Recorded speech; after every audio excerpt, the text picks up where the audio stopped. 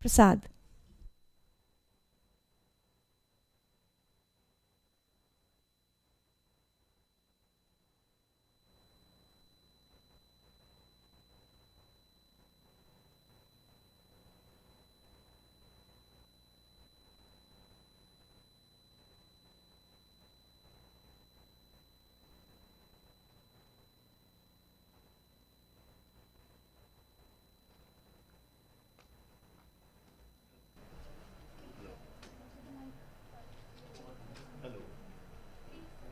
This one is working actually.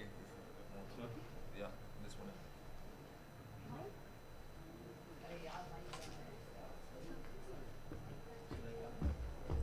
This is wired.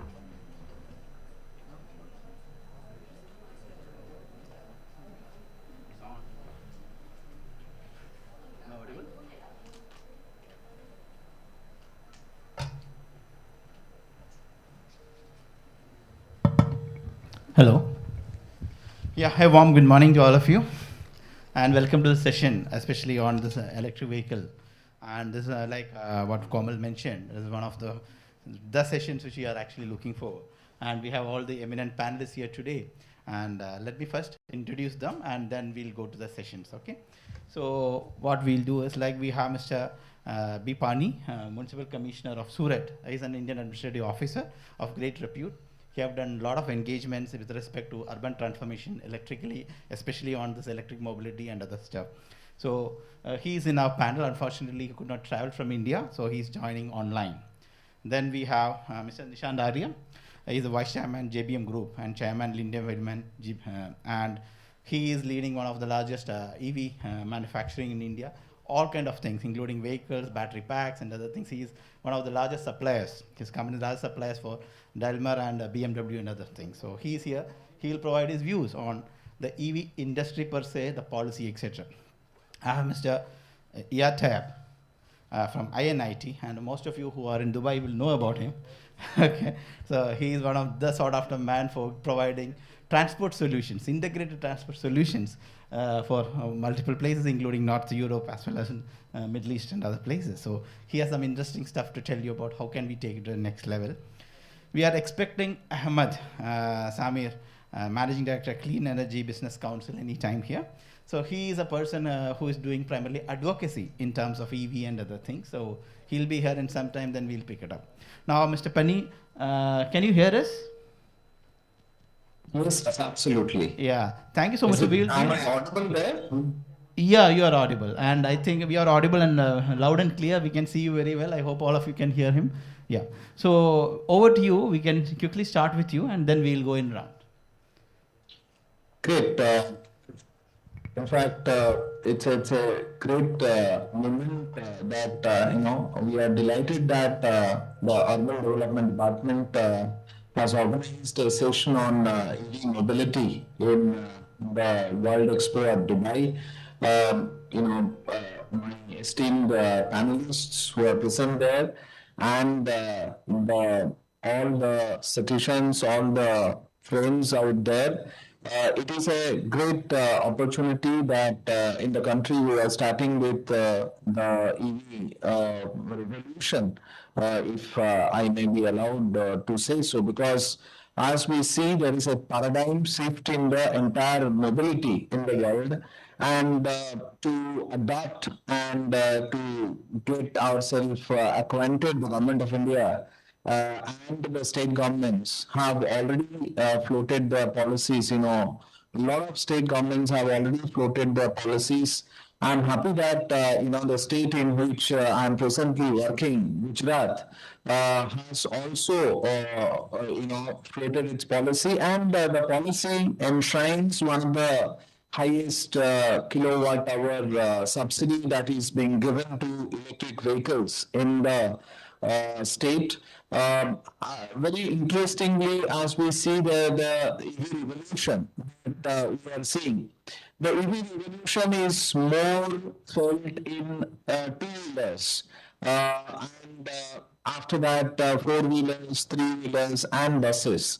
Now, interestingly, two-wheelers, if we see, there is a year-to-year, the jump is around 492%. So that signifies that the kind of revolution which is happening will be first felt in two-wheelers. And the entire system of the changes that we see in the revolution, the cities are also spearheading. I'm glad to speak at this occasion that Surat Municipal Corporation is the first ULB in the country, first city to have its own electric vehicle policy in the country. And the electric vehicle policy of Surat Municipal Corporation is already passed. We are giving incentives on infrastructure development, on technology creation, funding different societal, community, and private partnerships wherever it is possible as far as charging stations are concerned, as far as supporting, promoting the electric vehicle is concerned in the city. If I am allowed to speak about the Gujarat policy, the Gujarat policy gives subsidies to all the segments of electric vehicles.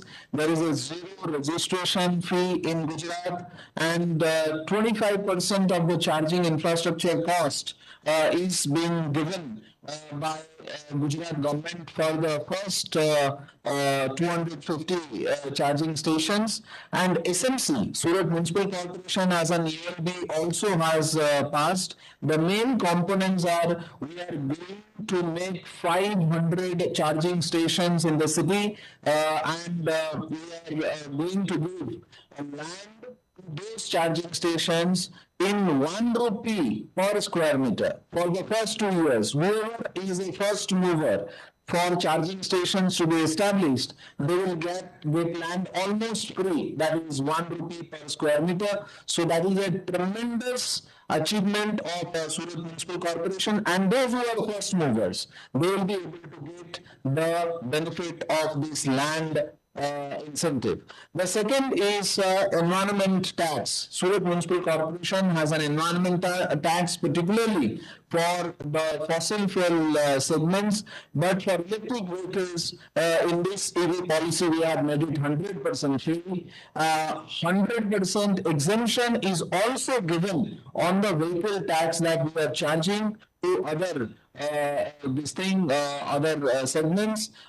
There is a pink auto project that we have started in Surat Municipal Corporation for the women self-help groups, and these women self-help groups will go for adoption of EV vehicles for three-wheelers, and for that we are going to give them subsidies, and that will enhance the quality of life by livelihood creation in electric vehicle segment. Now, Surat Municipal Corporation, we have already 50 electric buses on roads, remaining 100 will be on roads very soon, and another 150 vehicle order is to be given very soon. And so by the mid of next year, we'll have 500 almost electric buses on roads, and we are also giving incentive for the city buses, city vehicles. All our municipal employees, officers,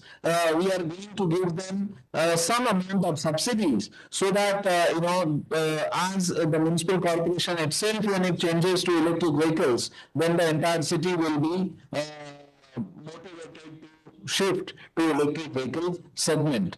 In fact, electric vehicle is very, very important, as we are telling our employees also, that if we see the driving cost of an electric vehicle, then it will be 90 paisa, that is close to 1 rupee. But if we go for the internal combustion machine, that will be close to 6 rupees 7 rupees. That is the difference that we see in the maintenance operation cost difference. So clearly there is a tilt towards electric vehicle thing, and there apart from the environmental benefits, there is economic benefits. There are many tangible benefits as well. So both tangible and intangible benefits, if we see, then clearly there is an advantage in electric vehicle, and Surat city, Gujarat, and India, we want to be the first mover as far as reduction of emissions are concerned. As far as because public transportation system is key to reduce the emissions. The first thing is reduction in the private vehicles. The second thing is increase in the public transportation systems. And third is shifting the public transportation systems to electric vehicle segment. And overall, there has to be an EV ecosystem. Electric vehicle ecosystem has to be there. That includes, there is a demand side, there is a supply side, and the infrastructure out there has to support the electric vehicle segment. And I think Surat city as a city it is a first mover. So thank you for giving this opportunity. Thank you very much.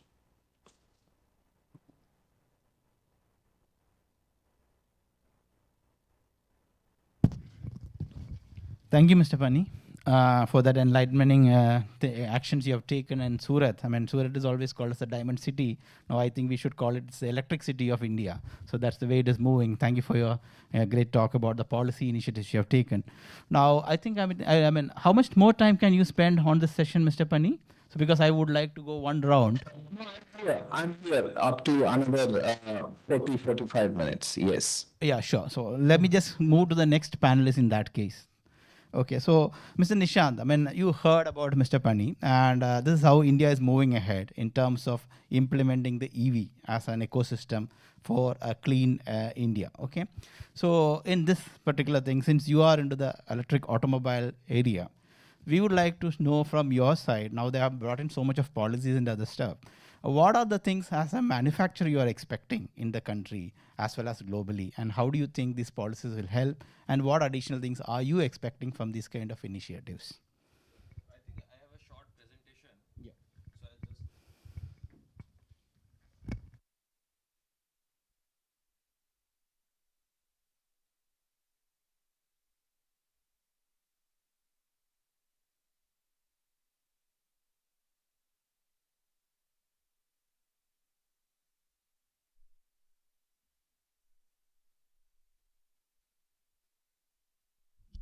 Hello. Yeah.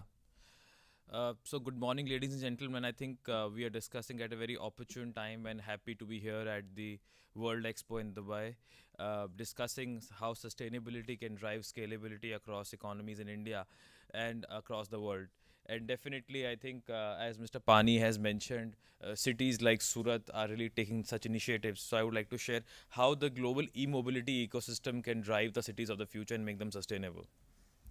So, all of us understand why we are talking about electric mobility. It's not that one fine day we got an idea, because the way the climate change is happening, we are seeing global warming, and on the other side, how pollution is increasing. And definitely, pollution is increasing, and in India, it's a menace. 14 out of top 20 cities in the world, polluted cities in the world, are in India. And that's a big challenge we have. And it has multiple contributors. It has industry, it's transportation. But today we'll talk more about transportation. We'll talk more about electric vehicles and how things can happen. And that is when, as a country, our penetration in passenger vehicles is 30 vehicles per thousand. And we see this would grow by 100% in the next 10 years. So what are we heading for? And how can we make this more sustainable is what's most important here. We see multiple global technology trends, which we call ACEs, autonomous, but I see these are the ACEs for India and which are more relevant today. artificial intelligence, how the big data, IoT can play a key role, and how we can see that real-time data analytics is being done, and we are understanding the health of the different vehicles, systems put in place, electric mobility, connected vehicles, how from vehicle to vehicle data can be there, how we can avoid accidents. We can really see that real-time data is going into cloud, and those analytics can be utilized. And shared ownership, I do not see that everywhere people want to own vehicles now. The next gen, the millennials are not looking for to own vehicles, and shared ownership is something which is going to be the norm of the day. So when we do that, we look at multiple fuels across the world: CNG, compressed natural gas, biofuels, hybrid, fuel cells, electric. So we see the least amount of disruption after the conventional fuels is in electric today, with the way the technology is maturing, and I'll talk more about that as we go along. And here I have tried to map it from generation to consumption, because in a country like India, or growing economies, we see that we are embarking on a 450 gigawatt renewable program by 2030, where we would be generating green and consuming green. So the perspective is from well to wheel, oil well to the vehicle wheel, how everything is green clearly, and the distribution network and the charging infrastructure, how can that be put in place. So we look at the global landscape, we clearly see that the vehicle sales year on year in all the regions are going up. Europe, it has been one of the highest jumps, as we have seen in the EV, even during the COVID period, referring to the last year. And country like India, where EV has very low penetration, but the opportunity and potential is very high. We are looking at a hockey stick kind of growth, is up 68%, but as a globe we are 46%. So I think the way things are going, we are heading in the right direction here. When we look at the global markets vis-a-vis India, we see that definitely, whether on financial perspective, subsidies, tax incentives, regulatory support, every country is doing a lot. But when it comes to the regulatory support with respect to infrastructure, the supplier base, the access to financing, we see multiple challenges in India. On one hand, we see them as challenges. On the other hand, they are opportunities for companies from different parts of the world to come to India. Today morning, we were discussing with different organizations coming from various parts of the world how this can be converted, the challenges can convert to opportunities, where they look at different modes of enhancing competitiveness. So that competitiveness is what is important in this case, and how India can really enable the whole global market to perform. And these are the areas where this can be done, and definitely we are transitioning very fast into green mobility as we go along. There are multiple factors when we look at green mobility. We talk about battery, customer concerns, where they say, what's the range, where will the vehicle stop on the way, how many kilometers will I clock, what will I do, how the battery will last for how many years, what kind of investments would happen, will the norms and regulations change, what kind of policy system is there in place. In India, we followed earlier Euro 4. Last year in April we moved to Euro 6, a big transition. So what Europe did in 10 years, India did in 3 years. And clearly we have been moving at a very fast pace. So how can we as a country, when we're investing so hugely into new emission norms, invest into new mobility? But I think that's the way we are moving, because in solar energy for 2020 as a country we had a target of 20 gigawatt. Before getting there, we moved to 100 gigawatt target by 2022, and now we're talking about 450 gigawatt by 2030. That's how India moves, and that's how we have become the global leader in the renewable energy area in multiple ways. Similar thing is happening in the area of electric mobility, and how we are redefining the market dynamics, and I'll share more with you as we go along. So what's the customer looking for? I personally call it the 3C1S approach. How they want a clean environment, they want connected vehicles, very comfortable, affordable kind of vehicles, and last but not the least, to be very safe. And that is where they can commit to such kind of new technologies in electric mobility. I think that is the need of the hour, how we would redefine the market. And they are, by this, contributing towards reducing pollution, improving lives, stress-free experience, and most important is how they are having a luxury ride-like comfort in all kind of electric vehicles which they use. So I think that is going to be the game changer as we go along. Multiple kinds of transportation is there in green transportation, but most important part today is that how can the common man benefit from this. When we look at that, public transportation comes into play, whether we talk about buses, we talk about e-taxis, or we talk about three-wheelers or tuk-tuks as they are called all over the world, and multiple other modes of transportation which people are using are definitely important, but I'll stress more on public transportation, where zero emission vehicles have the highest asset utilization. So when we look at different modes of electric mobility, we see that the total cost of ownership becomes very important, and that depends on multiple factors, on the operating cost, on the product cost, on the maintenance, and multiple other things. I think parts of it, Mr. Pani also mentioned how he's transitioning Surat into a real smart city, green city in the times to come, and parts of it would come from here. And definitely today, the few sectors which are most forthcoming are buses, are three-wheelers and scooters, where definitely the parity is there. But considering the utilization, buses and three-wheelers are the ones which would take off the fastest. So I'll talk more about buses because that's the area which has got the maximum TCO benefits. So if we talk about different conditions compared to diesel and hybrid buses. So in electric buses, we talk about difficult conditions. Why we say difficult?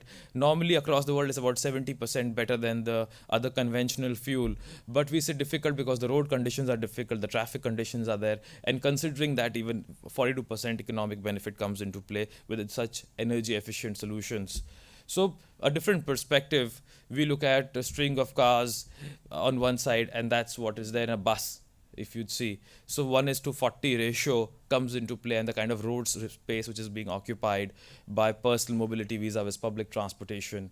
And clearly, whether we talk about parking, we talk about financial interest, road entry, in multiple ways, the public transport really gives a long-term solution for a common man. Multiple stakeholders are important in this partnership for it to happen.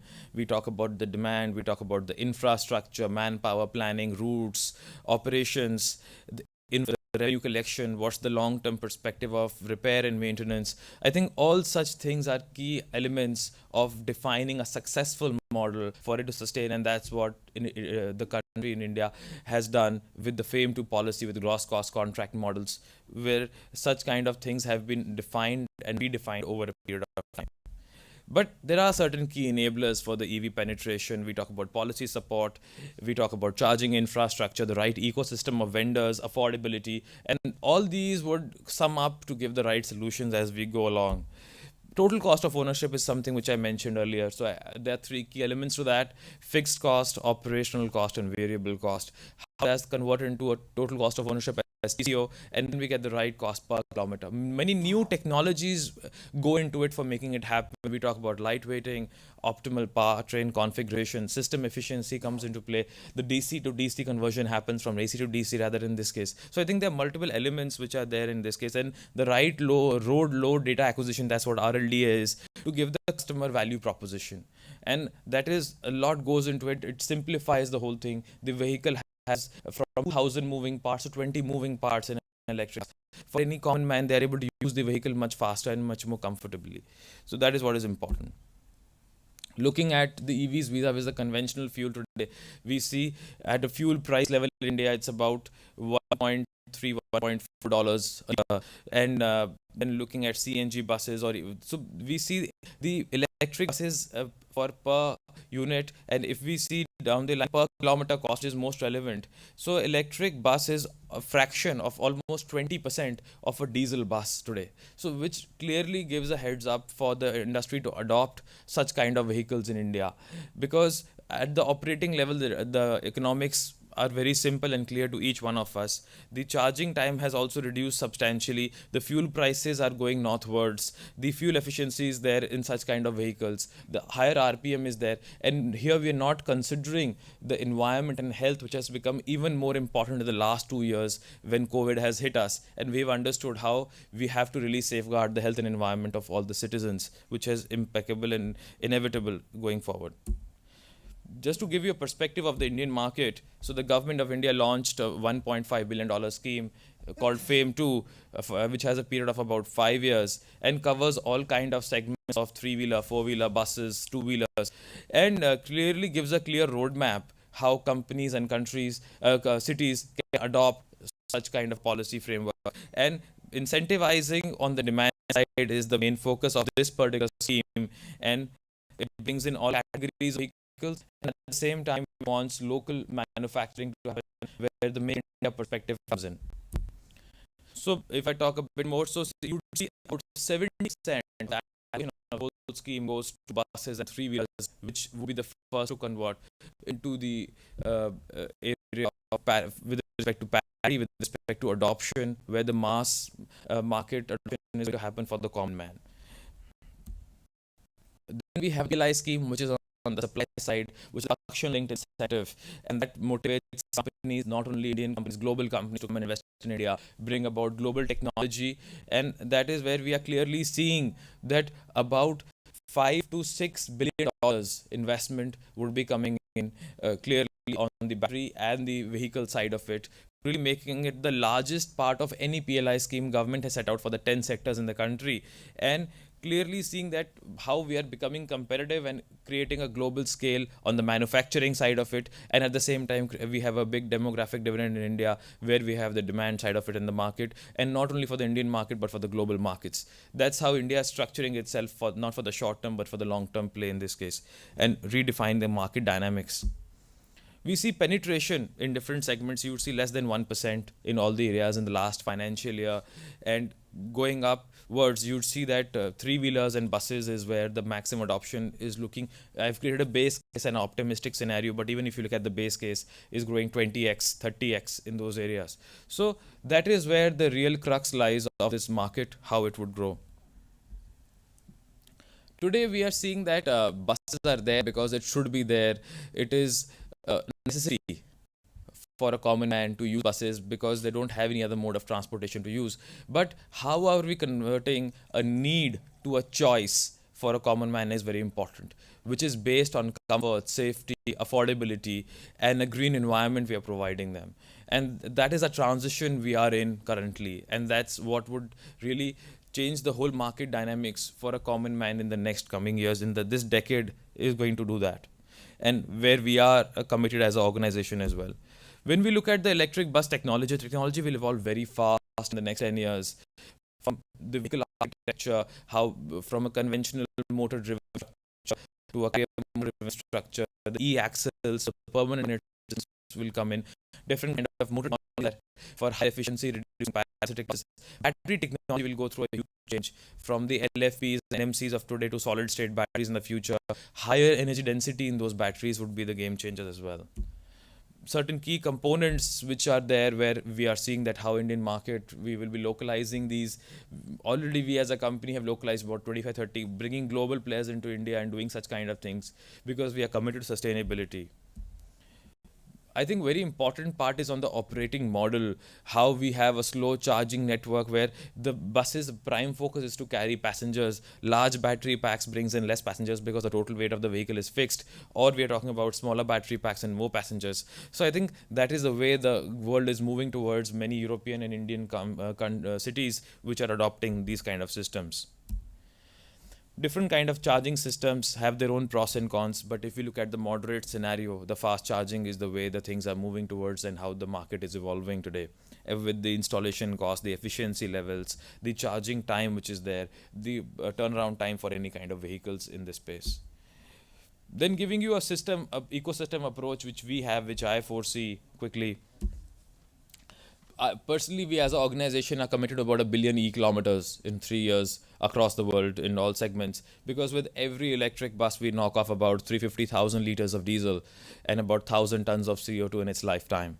So that is our commitment with different models, with different vehicles, and our vehicles are now applying across different parts of India, whether you talk about Delhi, New Delhi, which is the national capital, or the NCR region, or Mumbai, which is the financial capital, or the IT capital in Bangalore, or the capital Ahmedabad, which is in Gujarat, close to the city Mr. Pani is leading in Surat, and they are all transforming and adopting. So we have all gone for all world-class cities who are adopting such kind of solutions. And these are different vehicles which are being flying across the country in different areas. Definitely, we have been felicitated with the best of awards by Frost & Sullivan for the outstanding green initiatives, best manufacturer of electric vehicles in different domains for our ecosystems. And our perspective has always been in the integrated approach, generation to consumption, what I started with initially, clean energy, energy storage, charging infrastructure, and electric vehicles. How an end-to-end approach can be brought in, and that is what we're trying to drive here. the well-to-wheel concept which I was sharing with you, how every region is becoming self-sustainable, is very important here. So the different depots where the buses are parked, because we have a demographic dividend of a large space but a large population. At the same time, the energy requirements keep going up. So how in those depots we can set up such power plants for self-sustainability, even though they may not fulfill 100% requirements, but a large part of the requirements can be fulfilled by these. And a depot is becoming very green and sustainable on its own as well. What are the key enablers for EV adoption? I think that's something very important. What is exactly that we're talking about here? So, institutionalizing what's happening in different countries, zero emission zones where cities, airports, eco sensitive zones are coming up, which are being declared zero emission zones, and only electric vehicles or zero emission technologies can be developed in those areas, whether for transportation, mobility, or any other things. There's a clear policy direction, like what I shared in India. We have a 5-year roadmap which we're working towards. Fiscal support, right supply chain development, not talking only about manufacturing, but research development, skill development, and R&D and development, and availability of right power and infrastructure, certain key enablers. And last but not the least, measures for adoption. A lot of new measures are happening, and this is what we are doing as a country today, to lead the change and be a part of this change. Here, stimulating the investments, financial incentives, expanding the availability, improving the cost, accelerating the EV adoption, enhancing awareness, creating the charging infrastructure, and really interacting with mass communication with public at large. I think these are certain key elements, and I would like to close my presentation with thinking global, acting local. I think that is very important, because every country, every region has its own requirements. So how we can have a global outlook, bring global technologies, execute in local markets across the world. Thank you. Would be happy to take any questions later. Thanks, Nishant. That was very informative, very lucid, clear presentation, which from the perspective of an ecosystem. 2 points which came to my mind, and it's very important. Okay, I mean, while looking at EV, you mentioned one slide, which was very thinking slide for me. You were saying the adoption rate from the different fuel perspective. I was sitting in a similar forum 4 years back in Karnataka for the Karnataka Vision. And one of the transporting engineers at that time, very famous guy, I forget his name, he told, Pastor, do you know what is the biggest disruption? The entire fuel system which you mentioned for us to 4, why it was taking so much of time is because the foundry engineering will completely go away, and it will be only electric motors which will come up. So that was one of the fundamental changes which has happened, and because of which the most of the moving parts have changed. That's what another thing which you mentioned, from 2000 parts to 200 parts. So that's a major change which is actually happening. The second point which I have to take away from your presentation is, like, if you see the total cost of ownership and the viability, mass transport or a public transport system should be more encouraged. And this is something which is happening in Europe, which is happening in this part of the, in other countries, especially in Singapore, by way of high taxation for individual vehicles, etc. So that may be another policy thing which we might need to look up. So I'll come back to you on that, those thoughts a little later. Now, it was an excellent presentation. Thank you. Now let me move to Mr. Iyad. You also have a presentation, I think, right? So if you want to do it quickly, and then we'll go to the next. Yeah, please. Yeah.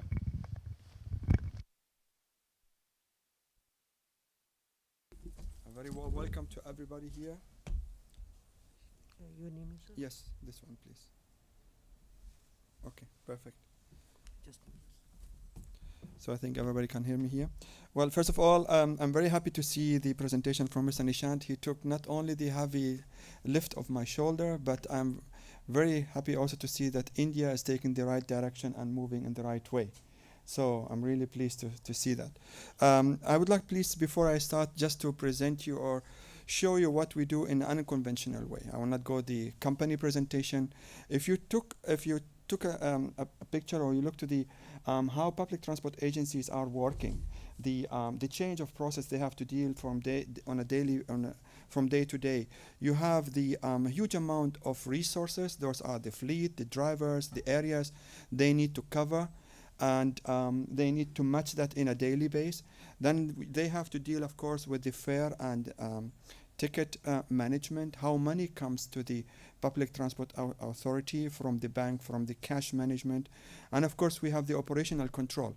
So you have the buses running outside, or the tram or the rail, and we need to monitor and check their performance, whether they are complying with their schedule or not. And all those areas including the vehicle side and also the passenger side. We are covering with our solutions and systems and provide the optimization of those utilization. You will see us in many cities in the world and metropolitan. Unfortunately, not yet in India. Believe me, we are working hard on it.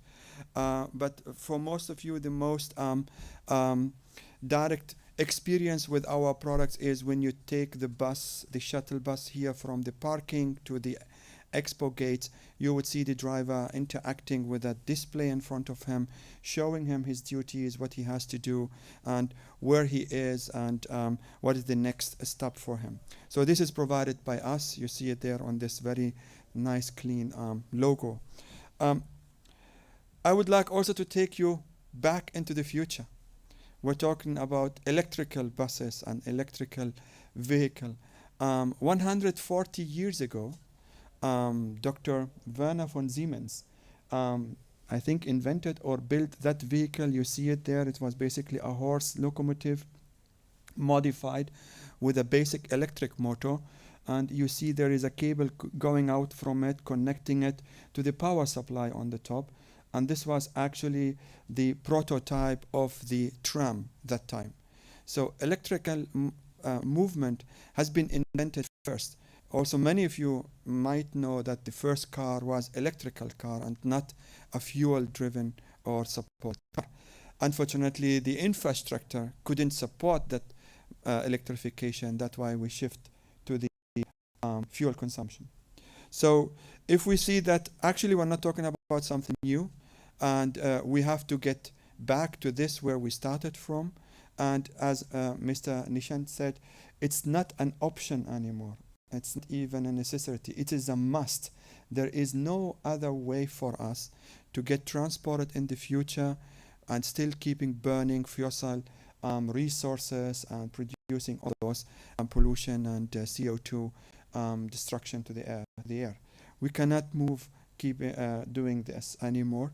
And what we can do as an IT-driven company is the integration of all those resources, or to get how we get them together. Now, 200 years ago, I think the first communication has been invented. We've been able to send some more signals from A to B, wired transmission, and then from there on, our telecommunication has took off and developed us to where we are right now. We have a cell phone connecting us with all people in the world seamlessly.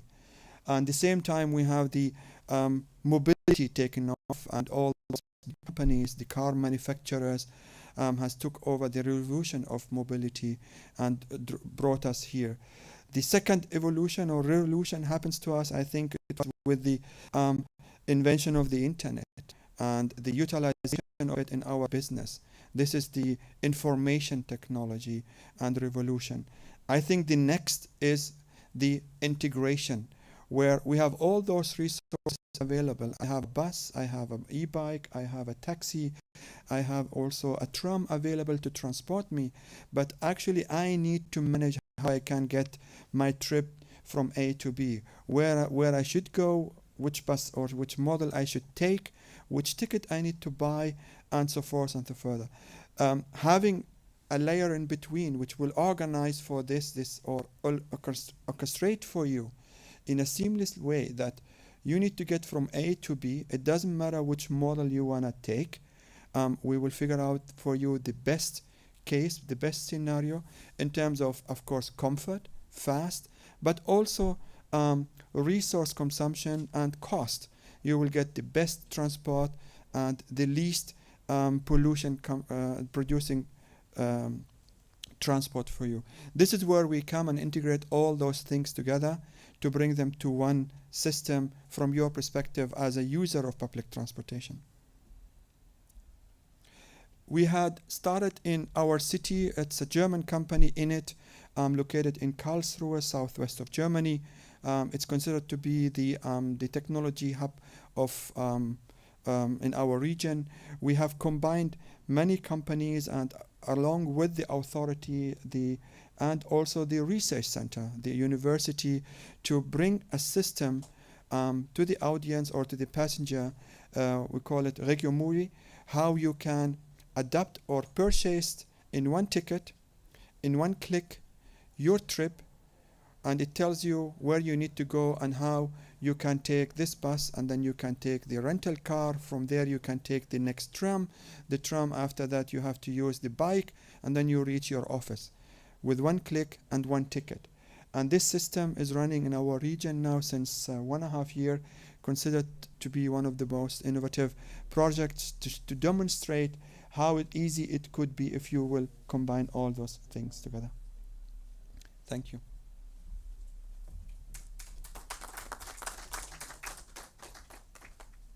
Thank you, Mr. Iyad.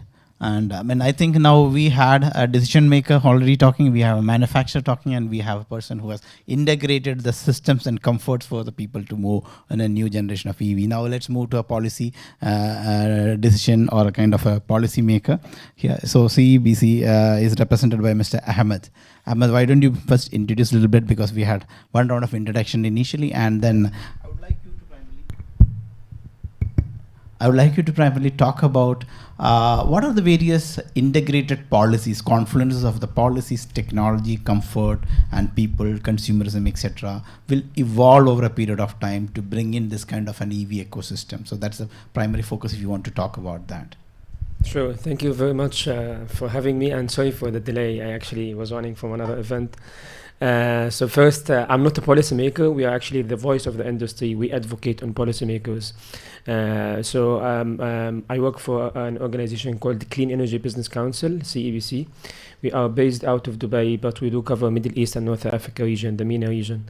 So what CEBC does is we are representing the private sector, working across different areas of clean energy. One of them is electric mobility.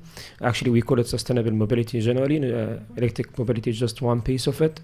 Trying to educate the policymakers on what policies they need to have to accelerate the adoption of the different sustainable mobility modes. We do a lot of research as well. We do a lot of events trying to connect all the different stakeholders together. And for the last 2 years, we have been very active in the e-mobility side, specifically focusing on passenger electric vehicles. And we have been in very close contact with all the governments across the MENA region, and also all the different private sector players, whether it's OEMs, EV charging infrastructure providers, insurance companies, banks as well, because they can provide different services for the different OEMs and also for the end user. And what we have seen that, so this region is very unique because most of the policies are top-down. If you go to Europe or the US, perhaps the policy-making process is a bit different. So we have seen in different sectors, not just the mobility, once there is a policy, you see the market moving very quickly. And that's why usually the public-private partnership have a very good impact on the adoption of different technologies, because again, once it comes from up, people tend to move with this. And we have seen the Dubai Metro. I think it's a very famous case study of this. If you look at before actually Dubai Metro started, no one actually believed people in Dubai will actually use the metro. But once they built the metro, and now Dubai Metro is actually the highest in the world, perhaps Iyad can correct me, in terms of the ridership per kilometer. And so it's a very successful case study. And so what we have been trying to do is really to see from the private sector what has worked well and the other regions they are working on, and try to advocate on these policies. So there are different aspects of the policy when I speak specifically, let's say, about electric mobility. If you look at different countries across the region, again, each country has its unique geopolitics. But UAE being the leading country in terms of the policy adoption, and the policies are still very at the infancy. So Dubai being the leading emirate, if you take Dubai as a country or as compared with other countries, it would be the leading in terms of the EV adoption, the EV incentives. So just to give you a very quick overview about what's happening in every country in terms of the policies.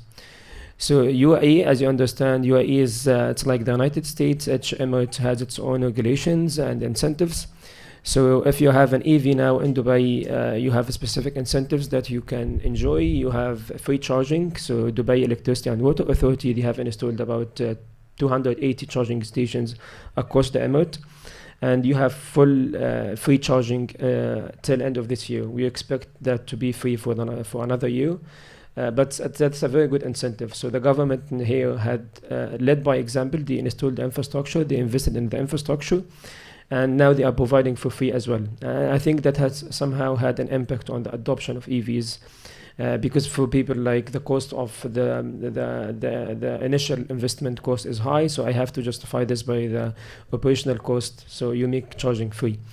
Dubai Road and Transport Authority, they provide parking for free. Now that's very new, just about 3 months ago or 4 months ago. But now that's a very good as well, because most of the EV owners are rich people, so they look for the premium parking, which is what RTA achieved. You get a premium parking and it's for free. It somehow creates some convenience as well, because most of the public parking is managed by RTA, so that's a very good incentive as well. I think this are the key fiscal, the indirect fiscal incentives. But if you look at, there are some small incentives, like you have the SALIC tag, which is the highway toll tag, but the SALIC itself is still, they still have to pay the fee for that, and there's still a lot of negotiations and making that free as well. In Abu Dhabi, that's free. But if you look, there's no fiscal incentives, which what we have seen in other countries globally. That's the main driver actually for people to buy. You get a tax reduction, or you actually get direct fiscal incentive from the government. In a way, in the US, that's a key driver for the adoption. That's not yet in the agenda even. It's not yet announced, and it's not in the agenda. The only country in the region that announced that they will have a fiscal incentive of up to 3,000 USD for the EV owners is Egypt. But yet it's not officially operational. So we just had the discussion with the ministry about a few days ago, and they said starting for December that should be active for the end users. And we expect that if that happens, that would create a lot of good attention to the EVs. So that's Dubai. And with all of that, if you take Dubai, I think the total number of public charging stations across the Emirate of Dubai is about 800 charging stations, 850. And these are the publicly available charging stations, either installed by the government or the private sector. If you look at the home charging, I think this is our too many charging stations. We don't have track of these numbers. Total across the whole UAE, there's about 1,200 charging stations. So you have Dubai, it's about 80% of the total charging stations are in Dubai. Versus the number of electric vehicles across the Emirates is about 6,000 electric vehicles. So, and I think that ratio, EVs versus charging stations, is one of the highest actually worldwide. That's not a good sign, because that means you don't have a lot of EVs. Or you have a lot of infrastructure, but people are not moving. So there's some kind of disconnect. Abu Dhabi is different. There's not much incentives. We keep hearing that there will be a lot of incentives coming soon. But that's basically UAE. I don't want to spend much time on. I just want to give you the overview. Then there's some specific points I want to touch on as well. The other countries who are really, because right now there's no one single country that's leading, like Germany for the ICE vehicles for EVs. Perhaps China is leading, but there's no one that we say this is the place to go if I want to import EVs. And accordingly, there's a lot of opportunity for countries in the region to localize this industry. Whether through public partnerships with private sector from outside the region, or even investing in building local manufacturing. I think that's what Morocco, Egypt, and Saudi Arabia is focusing on, mainly trying to get some investment because of the EV industry. So I think Morocco is already building one EV manufacturing plant and one manufacturing plant for the batteries as well. Egypt, they have already had a partnership with the Chinese manufacturers. They are now building the first fully manufactured EV based out of Egypt.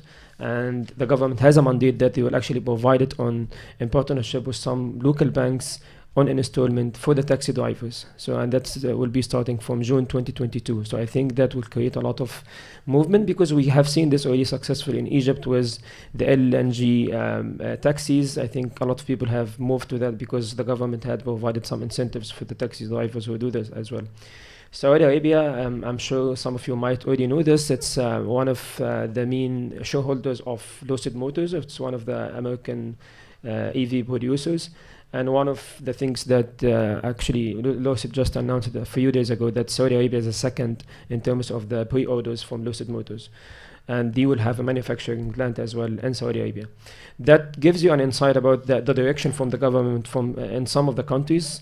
Other countries, I think there's some confusion, some lack of understanding of what EV, because an EV, it's as was mentioned in the different presentations, it's not one separate block in the system. It has to be connected to the whole system. Now you have a vehicle that's connected to the grid, and you get feedback to the grid, and you have a vehicle that's connected just to the internet, so you get the data about this. So there's a lot of variables, and I think there's lack of understanding of this, and accordingly lack of action in terms of putting the right policy frameworks.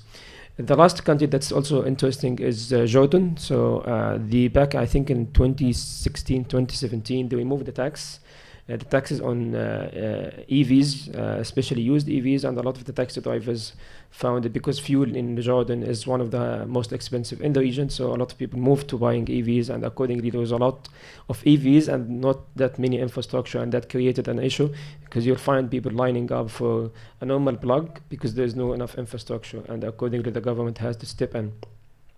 So generally what we see in the region is there are individual initiatives by different governments or municipalities, but on the government level we haven't seen any country in the region that announced that's our zero emission or sustainable mobility strategy, which again I think electric vehicle is just one piece of minimizing the electricity of the emissions from the transport.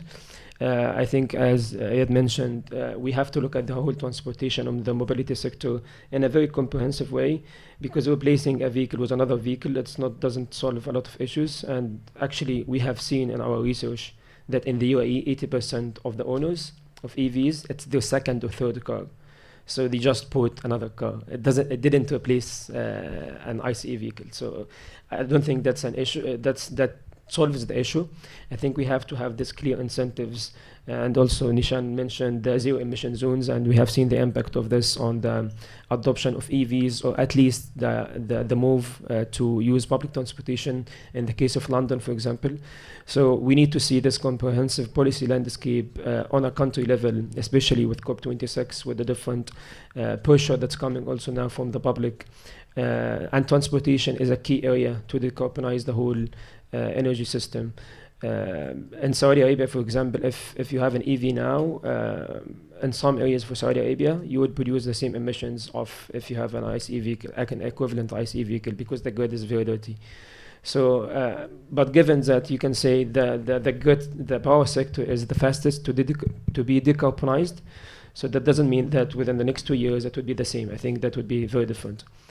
We need to save that very high level policy across the countries that would integrate e-mobility into the bigger picture of the transportation.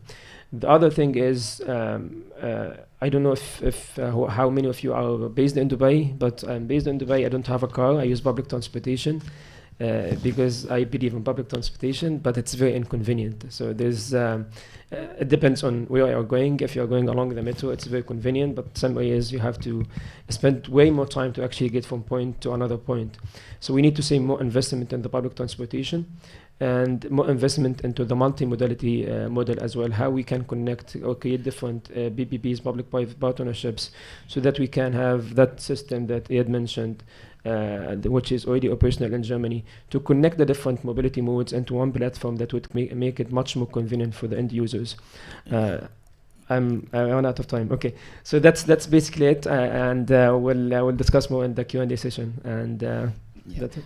Thanks, Ahmed. I think, while you have covered all the points, we'll come back to you with specifics a little later. It was a good insight for us as to what MENA region has actually done and what has worked, what can be improved, etc. Funny, Mr. Pani, are you there? Can we see him on the screen? Yes. Yeah, sorry to keep you waiting, because we had to have one round of the overall view about what is happening across the globe. So I'll come back to you. This is something which is very important. 2 days before, Prime Minister Modi delivered his Panchamitra, the 5 commitments announcement at the COP26. And it was primarily to say that India will fight the climate change and become net zero emission by 2070. So that's a huge commitment which India is giving, the second largest populous country in the world, and also with the kind of federal structure which we have. And you being from the bureaucracy side, and you will definitely have some views about it as to how smart mobility can support us to achieve this commitment from a larger perspective, from a government perspective? While you have already mentioned about the policies, etc., and I understand that infrastructure is lacking in India, which needs a boost, especially charging points and other things like. So I'm just asking you if you can throw some light on how we can enable this vision of the Indian Prime Minister. Yes, Honorable Prime Minister Shri Narendra Bhai Modi, he spoke about Panchamrit, five key principles through which we can attain this, net zero concept. In fact, the first one that he said is that India will reach its non-fossil fuel energy capacity to 500 gigawatts by 2030. In fact, I will give you a local picture.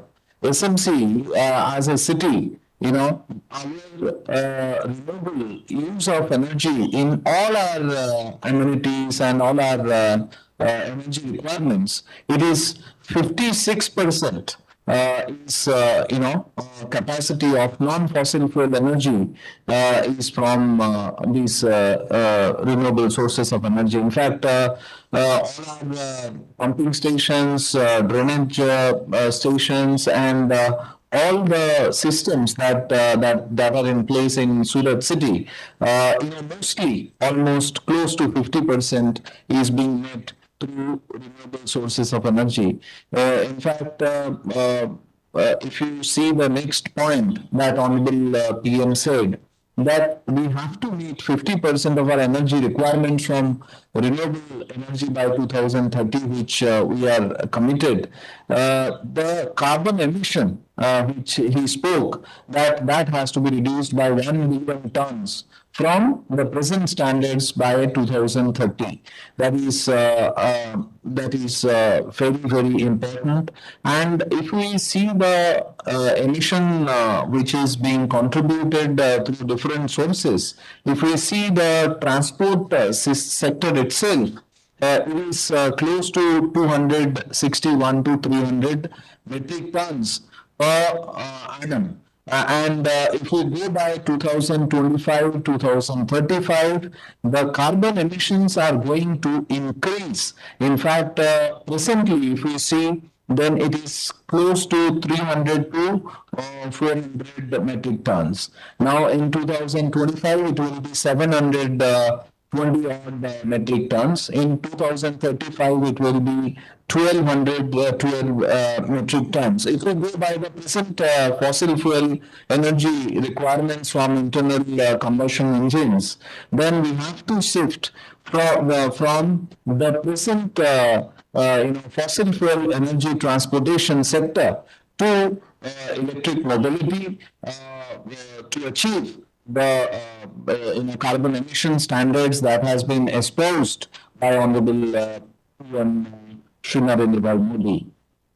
Another point he said that by the year 2070, we have to achieve the target of net zero. In fact, as a city, as has already been pointed out by our father of the nation of the country, Sri Mahatma Gandhi, that God has given us everything for our needs, but not for our grades. In fact, that is the mantra, that is the key principles on which everything must move. We have to change our lifestyles. We have to change the way we can save the future. Now, as has already been spoken, all the Panchamrit that is being espoused by Honorable PM rests on sustainable lifestyles, sustainable execution of electric mobility.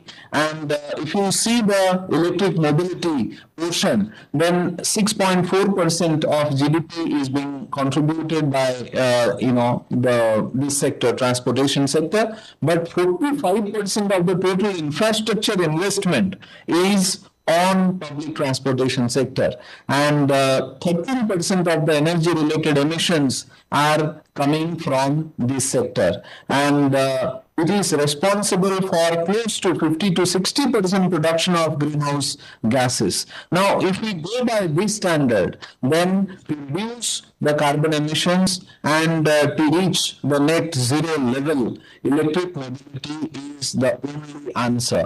In fact, the sooner we do that, the better it is. There are a lot of challenges as far as mindset is concerned. There are a lot of challenges as far as infrastructure is concerned. There will be some challenges as far as technology is concerned. But once we all in the world, when we are speaking in the World Expo, this is a global forum, and this global forum we must address. We must all promise to ourselves that this planet must live and live forever for our future. Now, to achieve that, electric mobility is very, very key. And India is a very, very big country. The requirements are huge, as we were seeing. In Surat city alone, it is a 7 million city, and we are running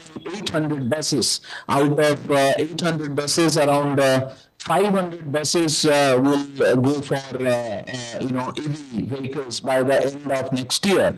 And we want to convert all our buses into electric vehicles. Now, the sooner we create the infrastructure, the systems, the better it is. And it is not only better from the point of view of environment, it is also better from the point of view of economics. It is also better from the point of view of our future and the present generation. And now in the cities, if you see, the last mile connectivity can be breached through electric mobility, and this last mile connectivity and the first mile connectivity, these both can be breached through electric mobility. If I talk about Surat city alone, we have 70,000 IPPs, 70,000.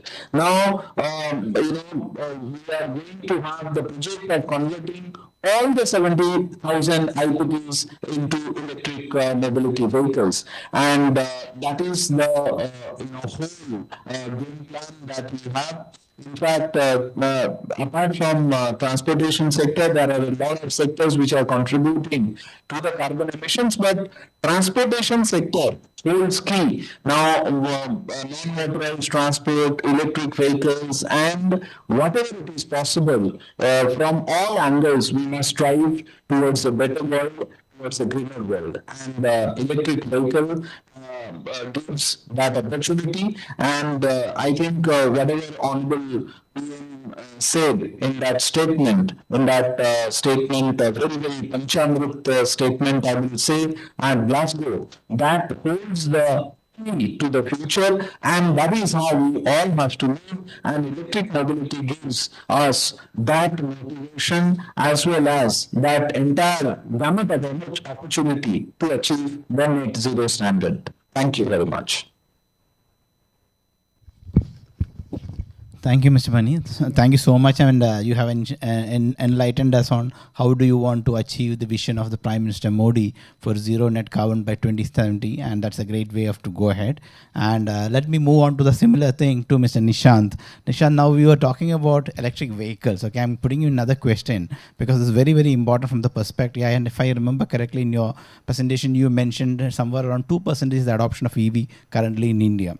Even if it goes to 30%, there are two questions which comes to my mind. Okay, that's very important from an India as a country. You need electricity. The demand on electricity is huge, right? So electricity has to be produced. Will it be only produced from solar or any other renewable energy, or still we need conventional sources from where electricity has to be produced? So what is the demand and how do you meet the demand? That's one part of it. Now, second part of it is that once you have the energy, now you have to load it onto the batteries in the cars or the vehicles, right? Now, the batteries start today imported, if I'm correct, mostly, or if it is in India. So if you want to improve upon that, and what are the policies required for the import or versus export on customs duty, etc.? Do you have some view on that? So both are related to, one is the energy production and demand, and the other is about the battery itself and how do you want to look at it?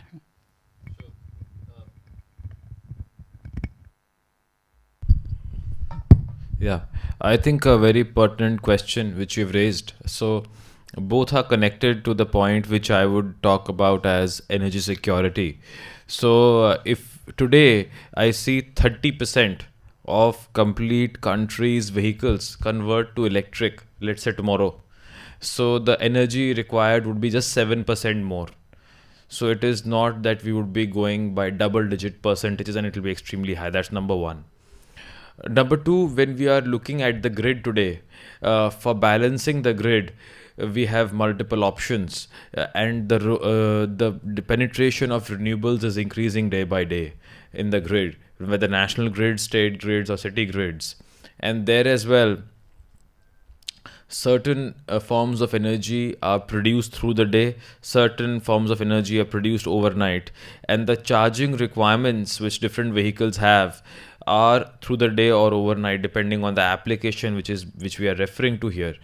And clearly, when we talk about batteries, so definitely we do import most of the batteries, and in certain cases companies like us only import cells, and the rest of the battery management system, or we talk about the cooling system and the packs and module development and power electronics, is all done in India. But as we see now with PLI scheme coming, the production linked incentives for batteries in a couple of years, and now as we see multiple companies are investing in setting up the ACC, the advanced chemistry cell manufacturing in India. So next couple of years we'll be self-reliant and Atmanirbhar on that front as well. Clearly referring to the energy security, the another element which comes along with battery and few other forms is energy storage. So I would like to take that point a bit further. Many people talk about toxic waste and talk about what happens next. It is very important to understand when you're designing a battery, you're not designing the battery for the first life, and you're designing for the second life. And today we actually talk about third life. So from the dynamic application in automotive, the first life is in the automotive area, which, let's say, different applications are different and chemistries are also different, but on an average is 5 to 7 years. And post that, you can have at least 10 to 15 years depending on the application of energy storage, which helps in grid balancing as well, which acts as a power backup as well, and therefore you are pushing out the need for recycling 15 years down the line rather than tomorrow, for which you have enough time, and that also helps you in reclaiming and getting the lithium available. Then you talked about the chemistries as well earlier on. So the chemistries are also evolving and changing. People today talk about lithium ion as a generic term, but there are 7 different chemistries which are being propelled in different applications, whether it is lithium phosphate, it is NMC, it is NCA with nickel cadmium, or it is manganese cobalt, or we are talking about lithium titanate, or we are talking about solid state batteries. Every battery chemistry has different applications and different pros and cons.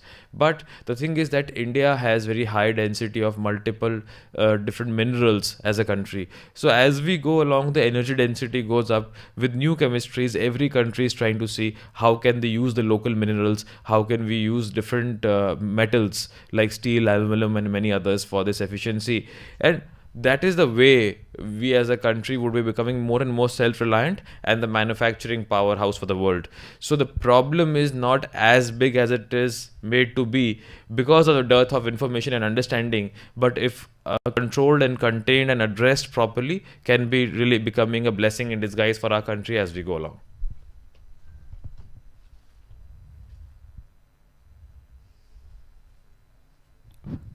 Yeah, thanks, Nishan. That was very insightful. I mean, I would say in the circular economy context, battery recycling, like what you mentioned, would be the best thing for adoption of EV. And I think we need more of a education or an information IEC among the users across the globe on this particular aspect you brought out.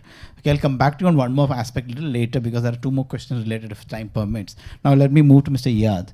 Yeah, I mean, I heard about INIT in Dubai and all other places. We are also working with US KPMG in the Dubai RTA, etc., etc.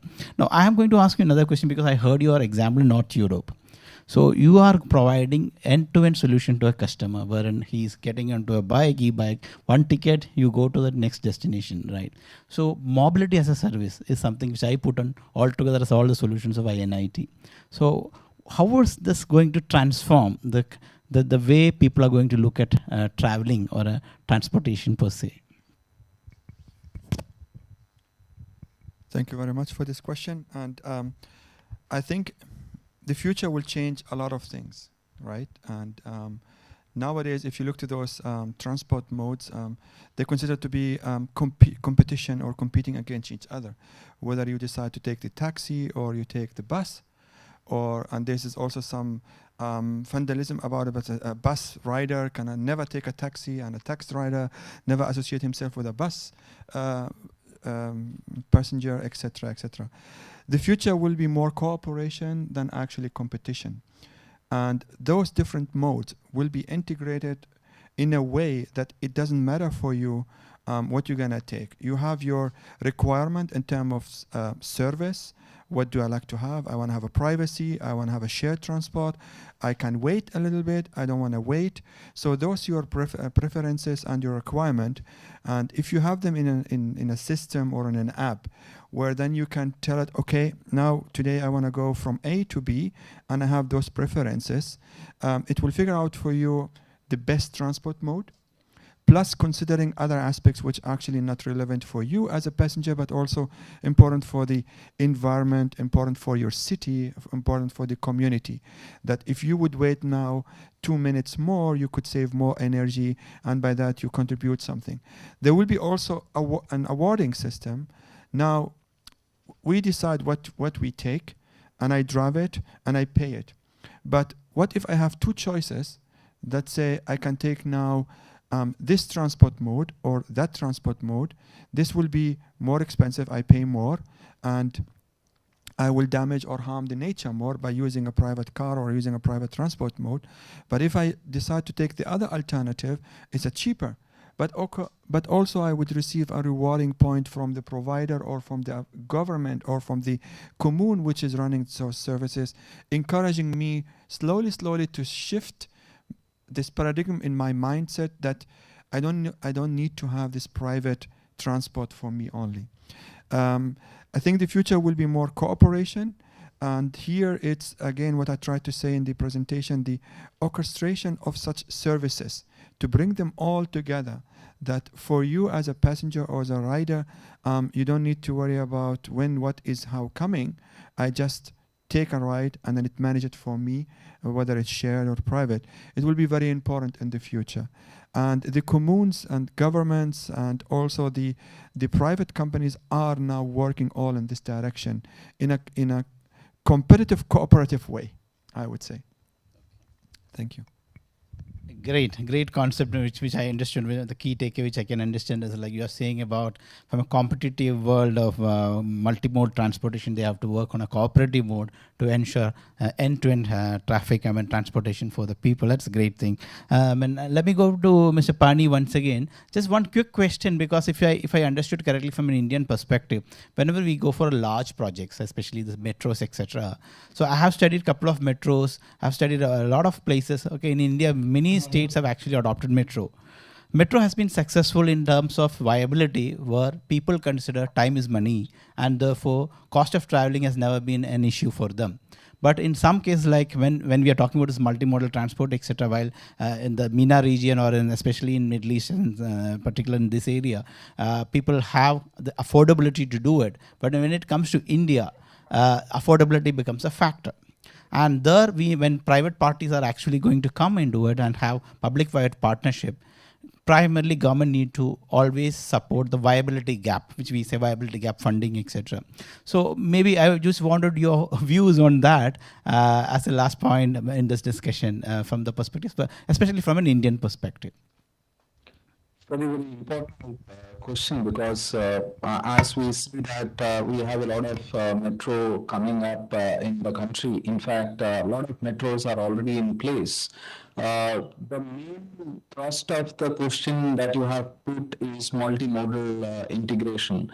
In fact, multimodal integration is the key, because just because people don't get parking bills, parking standards nearby, the public transportation system, that is why a lot of energy is consumed, and because of that, a lot of carbon emission also is generated.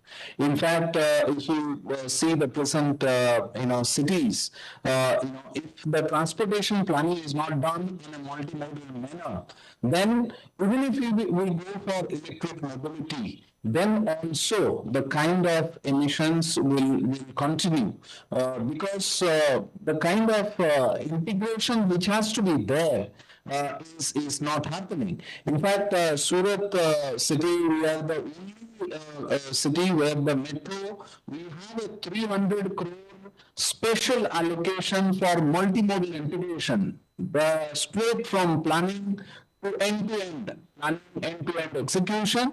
And in fact, that is what we are doing, that in the city of Surat, we are having our metro and all our city buses and BRTs. We have one of the longest BRTS corridor in the country. So these city buses as well as BRTS buses, as well as IPTs and private cars, and also not the least, the bicycles, e-bikes, we are also having provision for that. And fortunately, our concentration for multimodal integration is very much there. And while we are being transitioning towards electric mobility, now this metro, as well as all our buses, all our private vehicles, when they go mobility way, their connection, artificial intelligence will be possible in future. And all the modes of transport will communicate among themselves, and automatically least carbon emissions, least use of energy will be possible. So that is the future, when devices will communicate with each other, and they will decide which is the least possible energy consumption, which is the least possible carbon emission. That is what we are going towards, and the only way that we can achieve this, and because we are a very populous country, and the city's density is increasing day by day. Now, while we are planning, we have to have places earmarked for the different ways, whether it is cars or buses, or in Surat, while we are planning for our metros, presently the metro is being executed. Now, while the planning is on, we have one level for our buses, one level for metro, so that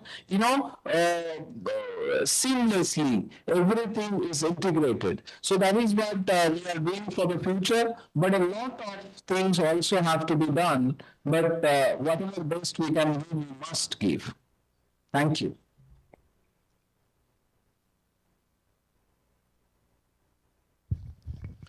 Yeah, thank you, Mr. Pani. I think now we are almost the end of the session. I think we don't have much time more on this particular thing. So I thank all the participants. And one suggestion from the panel to FICCI, maybe we can say the Dubai Expo Charter from FICCI can talk about how, once we consolidate this, we can submit it as the Dubai Charter.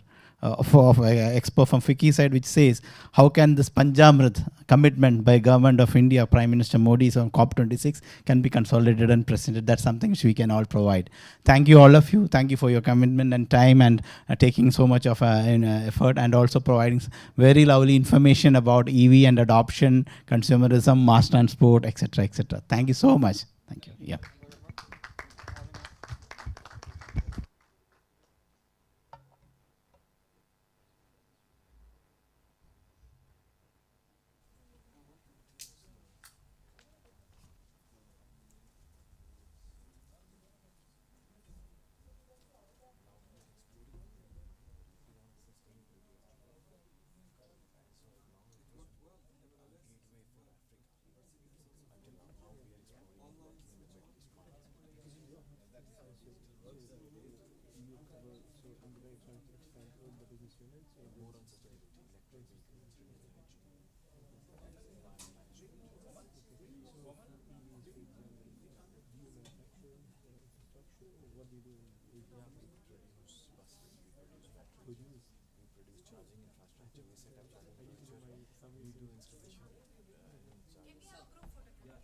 Oh, yeah.